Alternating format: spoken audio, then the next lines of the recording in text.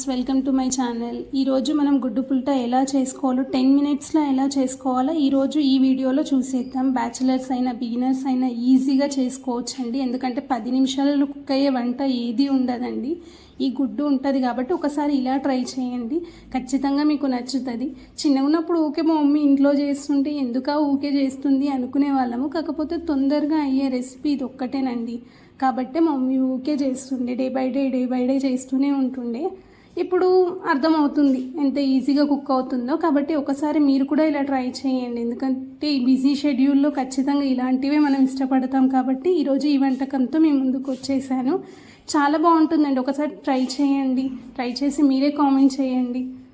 And ఈ video కనుక మీకు నచ్చితే లైక్, షేర్, సబ్స్క్రైబ్ చేసుకోండి మా వీడియోస్కి. బాయ్.